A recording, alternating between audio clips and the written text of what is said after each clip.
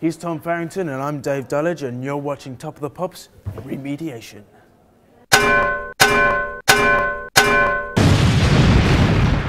Today we'll be looking at songs through history that have been remixed in other songs later on in time. But first, the chart. Number 1 this week is a new entry to the chart with Chuck Berry with Sweet Little 16. Let's listen to that now. Music. If everybody had an ocean across the USA, then everybody'd be served. That was great, wasn't it? What's that? It was the wrong song? I'm sorry, it sounded so similar I didn't realise. Let's listen to the real version now. They're really rocking in Boston, Pittsburgh, PA, deep in the heart of Texas, around the Frisco Bay, all over St. Louis. Wasn't that brilliant? Let's switch to our roaming reporter, Tom Farrington, to see what our loyal viewers think. Tom?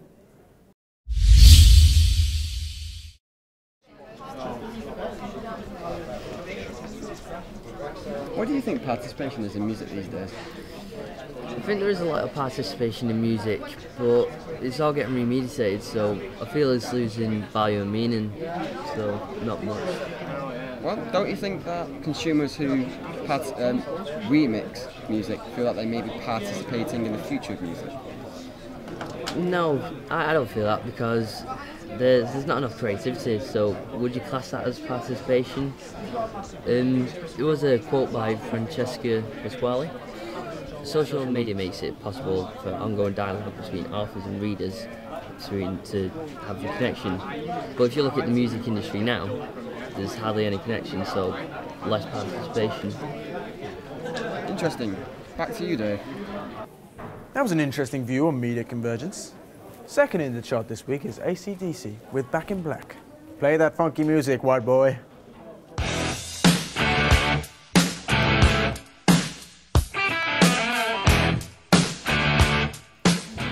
Oh, what a great tune there. Now, interestingly enough, number 3 in the chart is a mashup by DJs from Mars, featuring AC/DC, that exact song in fact, Oasis, Skrillex and Knife Party. Let's listen to that now. Today's gonna be the day that they're gonna throw it back to you. By now you should have somehow realized what you gotta do. That was great as well. Interestingly, those two songs have been used in completely different periods of time and by completely different people. Interesting. Now Tom, how about we switch to you for some interesting insight into media convergence again? Yep. It'll bring you back. Do you think all music will be remixed in the future? Well, as hypermediacy grows in popularity and materials like music become more accessible, remixing is becoming more and more popular. But don't you think it's a good thing? Don't you think if we have access, it will make people feel as they're participating more? Well, it depends how you define participation. Nico Carpentier would define it differently from access. He would say to participate you need to have power over something. Also, Hess Nostrum would say that to participate is to take part of it and at the same time to be part of it as well. I think the thing you have to remember though is that, as Pasquale says, there is still limitations on what we do with media.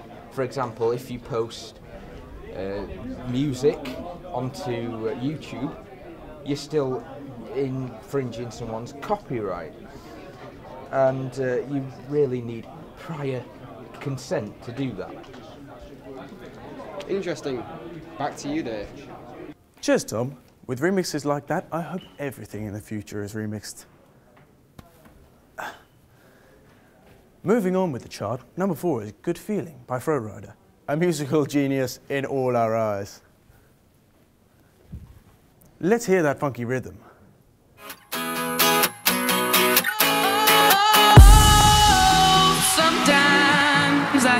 Whoa, whoa, whoa, whoa, whoa. One of my favourite songs of all time is Avicii with Levels. And I know Avicii with Levels when I hear it. Hit it! Oh, sometimes I get a good feeling, yeah. Get a feeling that I never had before. I get a good feeling, yeah.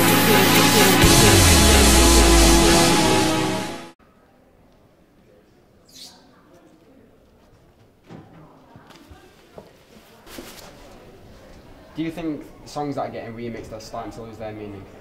I don't think they are. I think as long as the original content is still available for the audience, I don't think it is.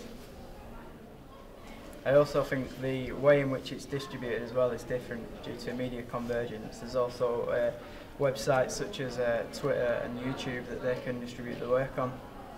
Do you think fandom has a lot to do with remixing? I think it does, yeah, because obviously if someone's going to remix something, they're going to be a fan of it. And I think it's, if they want to distribute it, it's in a way it's paying homage to it, in a good way. Interesting. Back to you, Dave.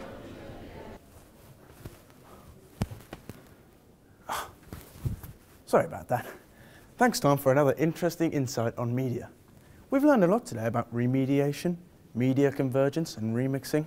I hope you tune in next time for Top of the Pops Remediation. And remember, kids, participation is fun.